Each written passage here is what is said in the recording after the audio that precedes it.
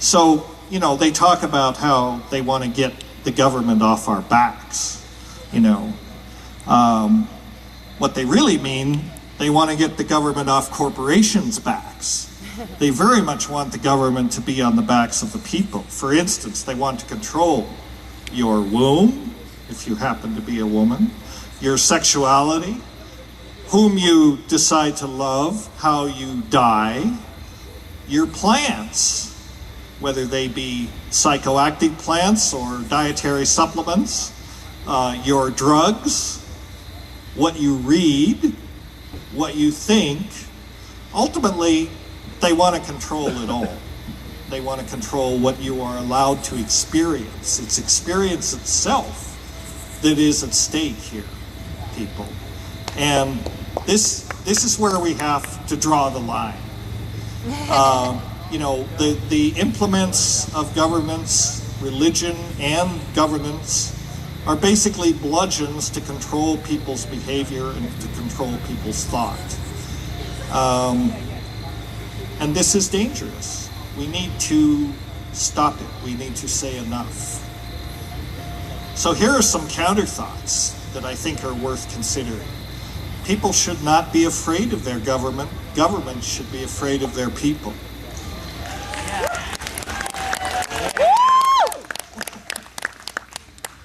Ripped off, not my idea, but I don't know how many of you saw this movie, V for Vendetta, but it's a great movie, and it's actually Thomas Jefferson, one of the founders and writers of the Constitution, who said that.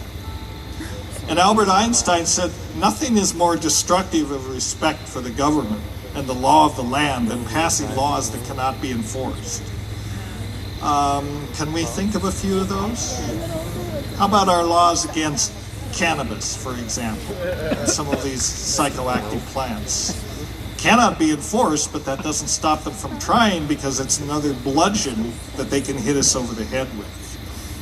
And this fellow here, Max Stirner, said the state calls its own violence law, but that of the individual crime.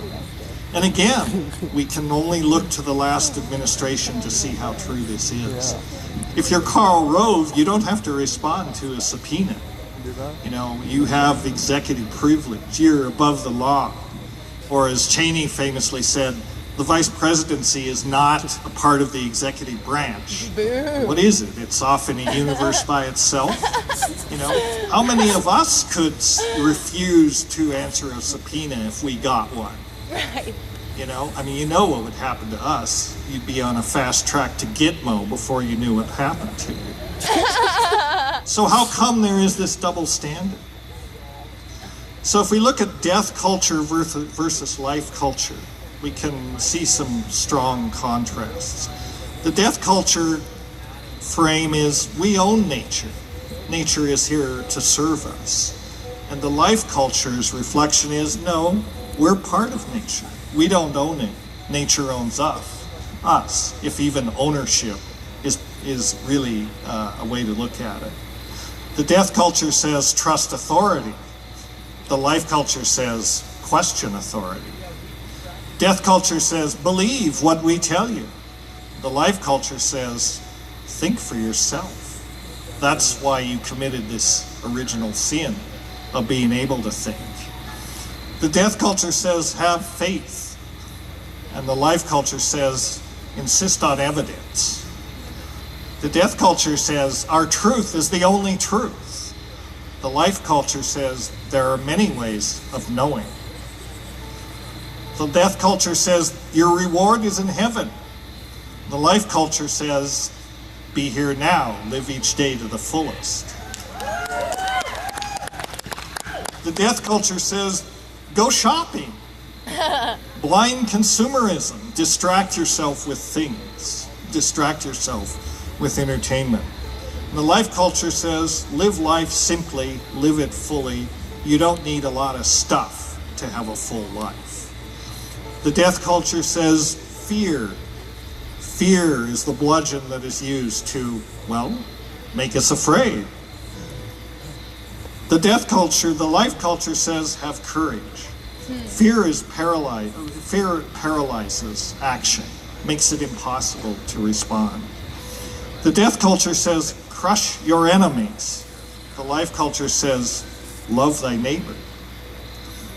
The death culture lives with a mindset that war is perpetual. We're always in a struggle with those that want to, quote unquote, conquer us. And the life culture, of course, says, make love, not war. It was true in the 60s, and it's still just as true. I like Dennis McKenna's idea that, if we're going to have a Department of Defense, why can't we also have a cabinet-level Department of Peace? Yes. Makes sense to me.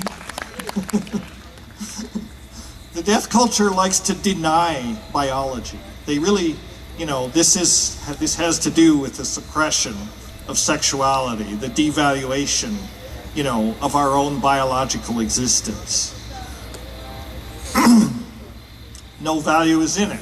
We simply inhabit this body until we can go on to this reward that we're told exists for us in some afterlife. And if you believe that, I've got a bridge, maybe one in Alaska, that I'd like to see. The life culture says sex, drugs, and rock and roll. Well, yeah, there is actually a certain profundity to this, if you think about it. Because think about it, we are biological entities, right?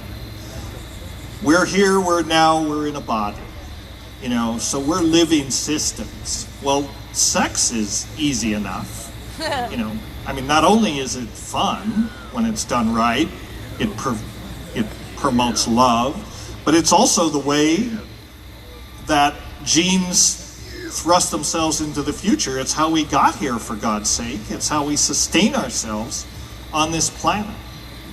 Sex is pretty important when it comes to our being as biological entities. Drugs, maybe that's a little more difficult.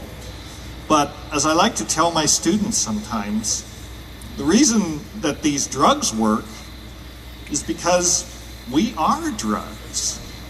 And then I learned later that wasn't actually I didn't come up with that. It was actually Salvador Dali. Someone asked him, the surrealist painter, how do you come up with all your ideas for all these bizarre paintings? Are you on drugs? He said, no, I am drugs. And if you think about it, that's true. If you think about it, that's exactly what we are. We are bags of enzymes and hormones and neurotransmitters. We're self-sustaining biological systems.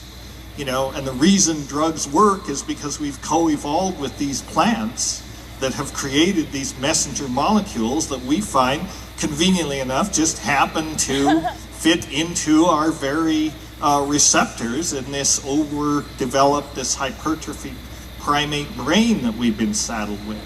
So in some sense, we are drugs. Forget the drug-free America. It ain't gonna happen because we are made of drugs.